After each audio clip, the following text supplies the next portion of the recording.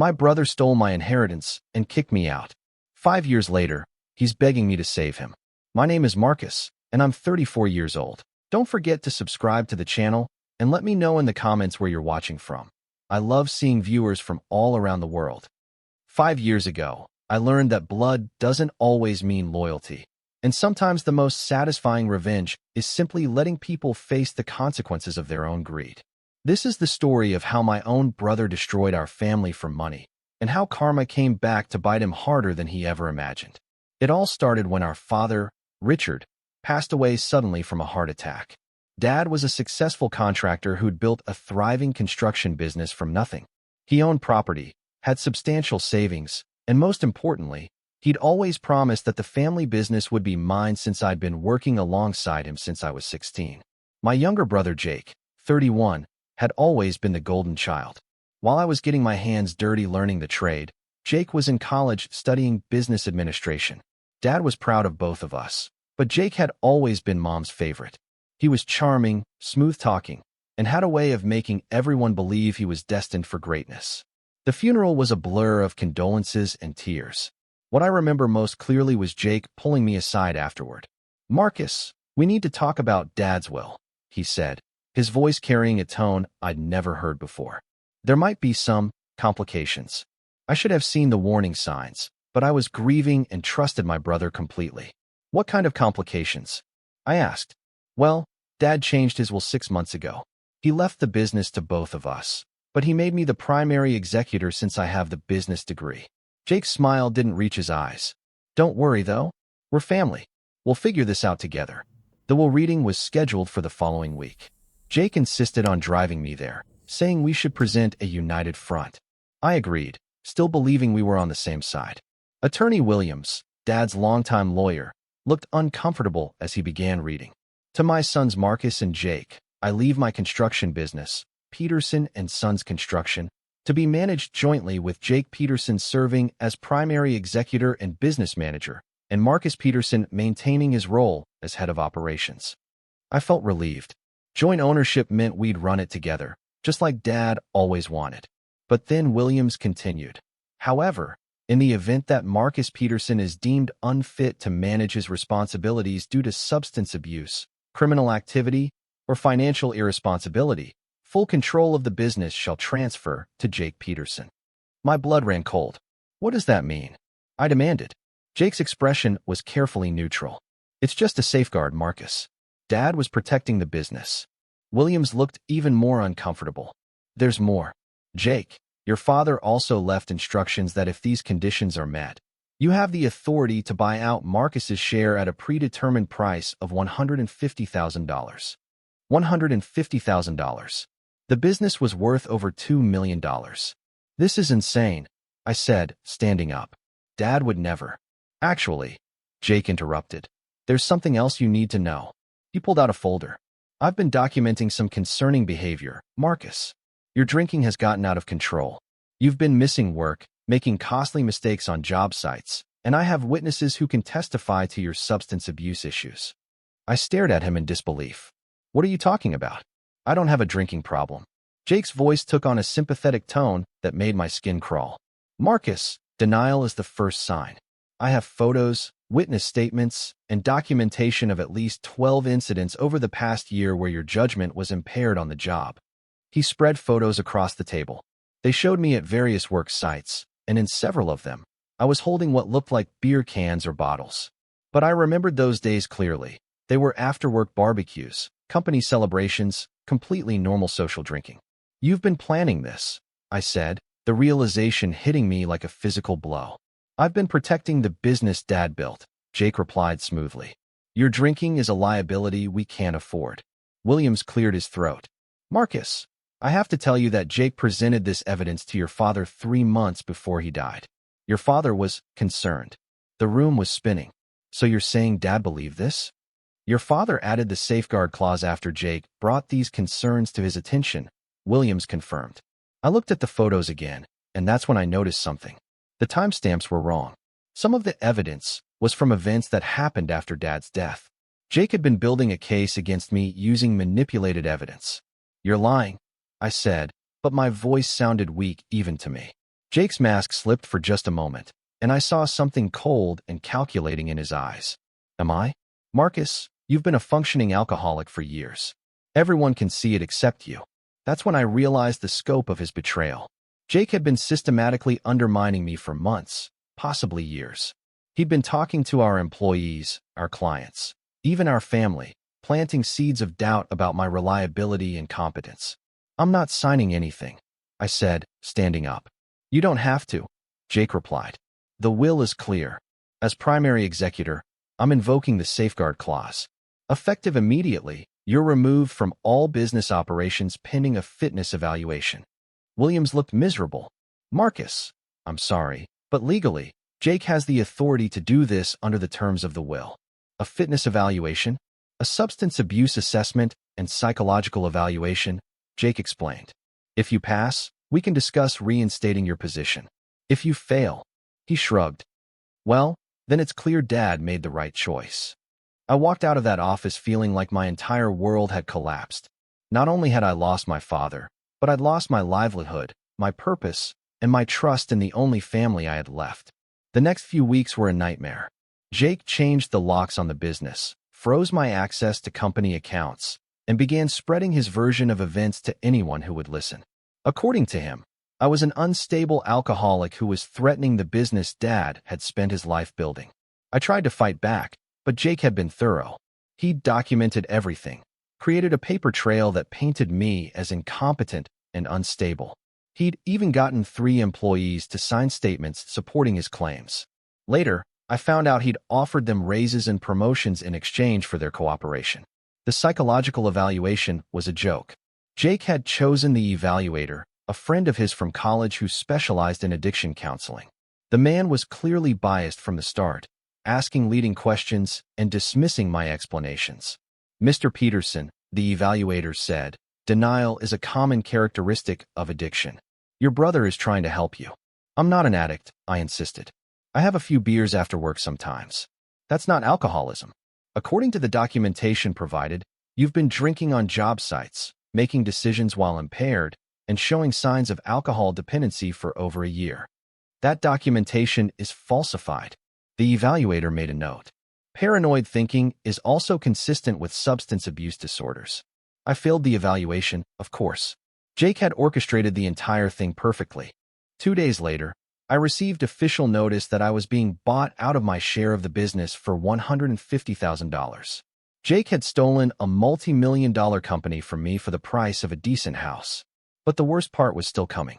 Jake called a family meeting at Mom's house to discuss Marcus's situation. My mother, Patricia, had been increasingly fragile since Dad's death, and Jake had been spending a lot of time with her, helping her cope.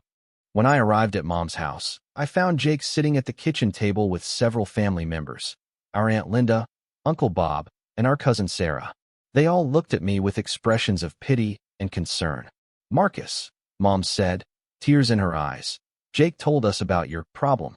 We want to help you. I felt like I was in a nightmare. What problem, Mom? You're drinking, honey. Jake showed us the evidence. We had no idea it had gotten so bad. I looked around the table at faces I'd known my whole life, faces that now looked at me like I was a stranger. You all believe him? Aunt Linda spoke up. Marcus, your father was worried about you before he died. He mentioned it to Bob and me several times. My uncle nodded gravely. Richard was concerned about the business. He said you'd been acting erratically. I felt the walls closing in. Jake had been working on this for months, maybe years, poisoning my entire family against me. We think you should go to rehab, Jake said, his voice full of fake concern. I've already found a facility that specializes in high-functioning alcoholics. It's a 90-day program, and I'll cover the costs. I don't need rehab because I don't have a drinking problem. Marcus, Mom said, reaching for my hand. The first step is admitting you have a problem. That's when I snapped.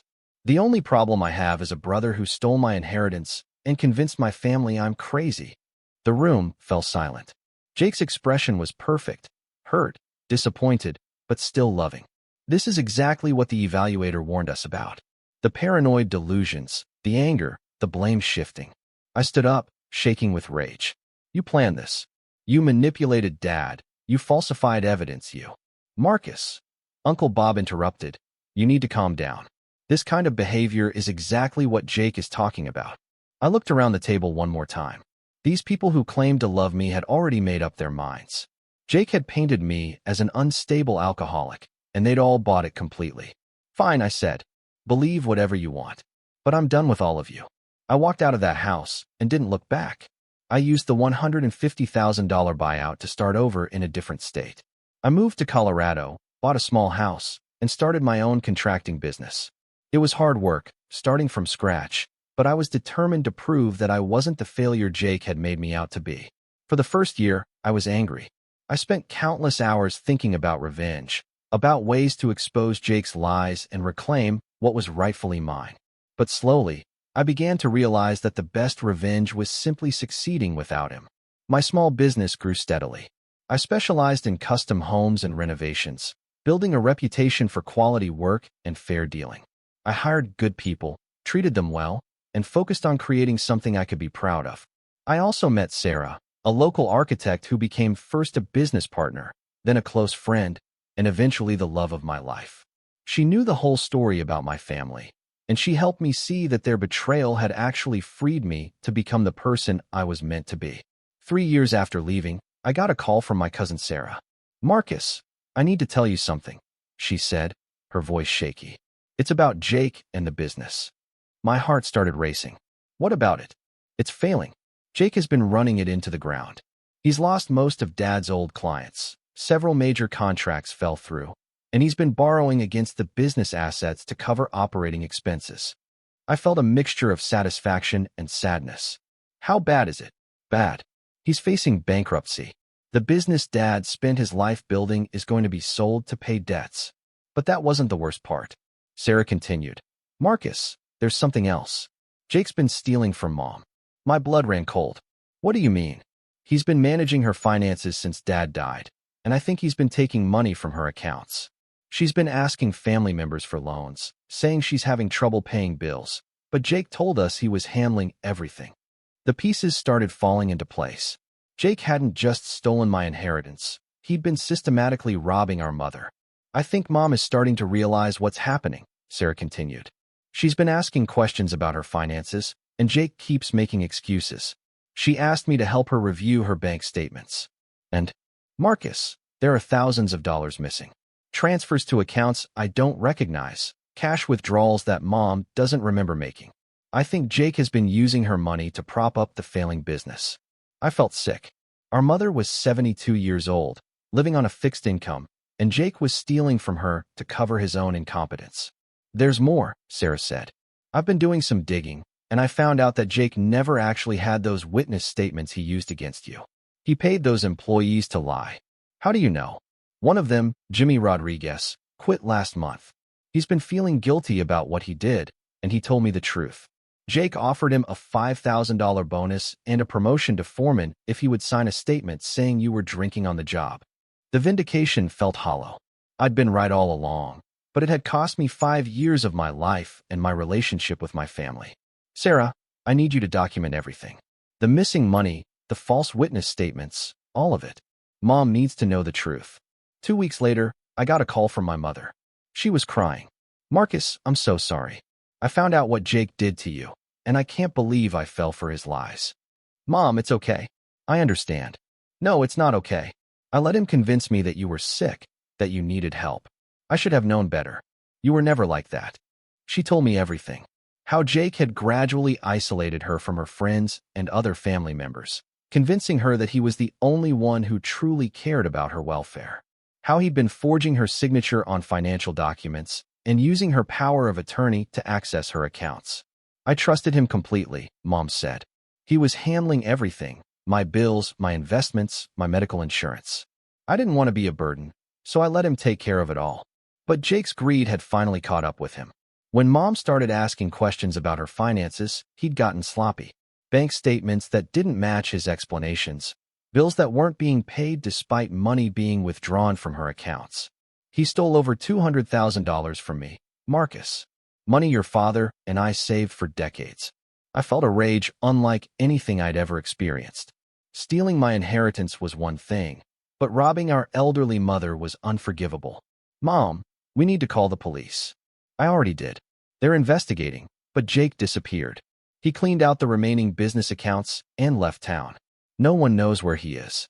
The next few months were a whirlwind of police investigations, bankruptcy proceedings, and family drama. Jake had left a trail of destruction that affected dozens of people. Employees who'd lost their jobs when the business failed. Clients who'd paid deposits on projects that were never completed. Creditors who were left holding worthless IOUs. But the worst part was watching our mother deal with the emotional betrayal. She'd trusted Jake completely, and he'd used that trust to rob her blind. "I keep thinking about the signs I missed," she told me during one of our phone calls. The way he'd changed the subject when I asked about finances. How he'd get angry if I wanted to see bank statements. I should have known. Mom, you couldn't have known. Sociopaths are good at manipulation. That's what makes them dangerous. It took 6 months, but the police finally tracked Jake down. He was living in Mexico under a false name, trying to start a new life with the money he'd stolen.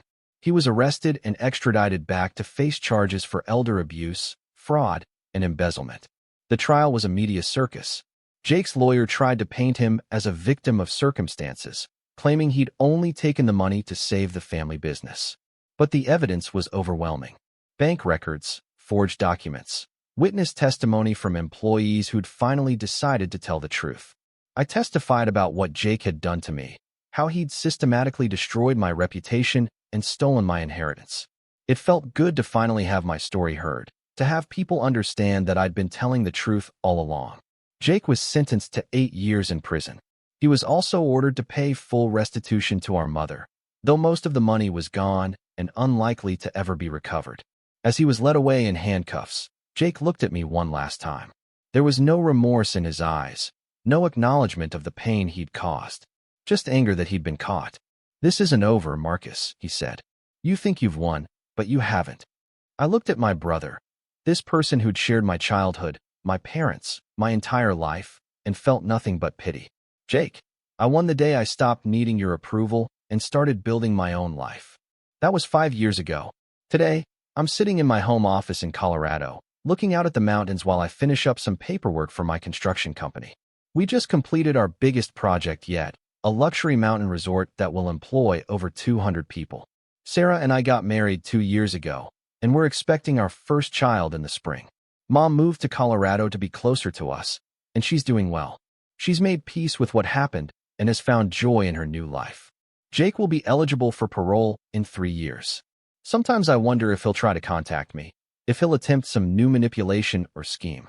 But I'm not the same person I was 5 years ago. I'm not the naive brother who trusted him completely.